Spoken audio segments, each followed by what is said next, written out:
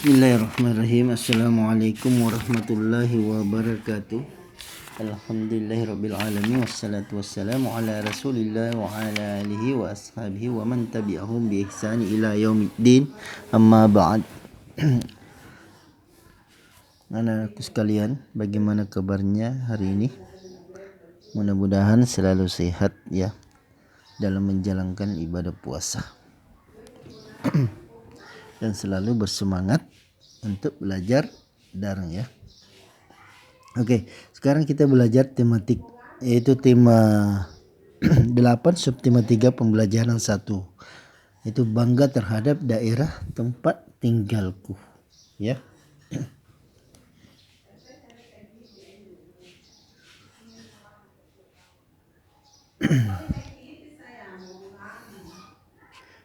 Oke.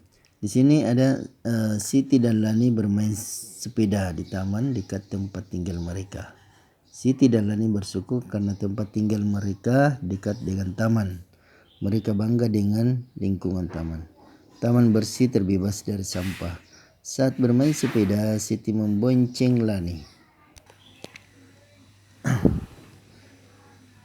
Oke, tiba-tiba ban sepeda Siti bocor. Lani pun turun dari boncengan sepeda. Mereka akan membawa sepeda ke bengkel. Saat menuntun sepeda, Siti menuntun sepeda dan Lani mendorong sepeda dari belakang. Sepeda pun bergerak maju. Nah, itulah salah satu contoh gaya dan gerak benda. Bagaimana contoh hubungan gaya dengan benda yang lainnya? Coba kita lihat. Ada beberapa gambar yang menunjukkan hubungan gaya dengan gerak benda. Contohnya ini ya, ada orang yang mendorong gerobak ya. Kemudian gaya yang mempengaruhi benda dia menjadi bergerak. Misalnya ini ya, pintu yang tadinya diam menjadi bergerak karena diberi gaya. Kemudian ini ada bis atau mobil yang tadinya melaju kemudian berhenti karena ada gaya atau direm ya. Mobil ini direm, diberi gaya sehingga mobil ini bisa berhenti atau diam.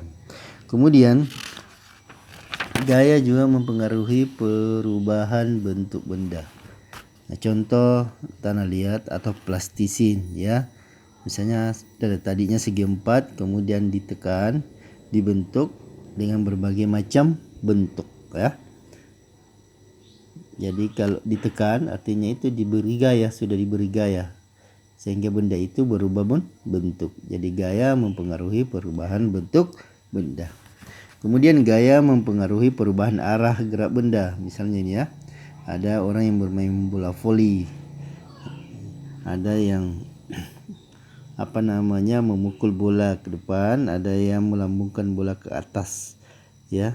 Nah, ini kalau dilambungkan bola ke atas arahnya ke atas, kalau dipukul ke depan arahnya ke depan. Jadi gaya mempengaruhi perubahan arah gerak benda ya.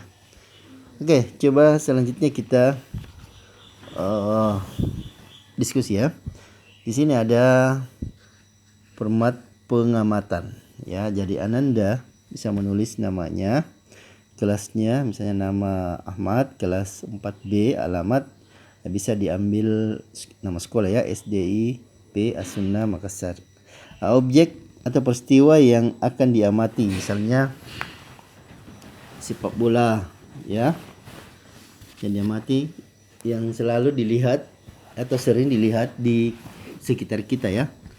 Sepak bola misalnya meja, ada kursi, ada gerabah ya. Itu bisa ditulis bagian sini ya. Kemudian hasil pengamatan berupa hubungan gaya dan gerak sesuai peristiwa. Misalnya tadi sudah ditulis meja, kursi, sepeda ya. Misalnya sepeda ya. Ditulis di sini, kita lihat ada orang yang merem sepedanya, merem sepeda. Jadi merem sepeda di dalam kurung bisa ditulis benda bergerak menjadi diam ya. Benda bergerak menjadi diam. Yang tadinya sepeda itu bergerak kemudian direm sehingga sepeda itu diam atau berhenti, ya.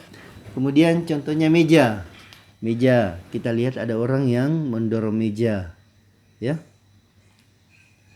Ada orang yang mendorong meja. Nah, ditulis di situ. Benda yang diam menjadi bergerak, ya. Seperti itu salah satu hasil pengamatan yang dilihat, ya. Jadi hubungan gaya dengan gerak sesuai peristiwa yang kita lihat. Misalnya sepak bola, menendang bola, ya, menendang bola. Jadi benda yang diam menjadi bergerak, ya. Jadi itu salah satu contoh perubahan gerak benda karena adanya gaya, ya. Jadi Anda bisa kerjakan latihan ini, ya. Halaman 131. Itu saja yang bisa dijelaskan. Subhanakallah bihamdik, asyhadu an la ilaha illa anta, astaghfiruka wa atubu ilaik. Assalamualaikum warahmatullahi wabarakatuh.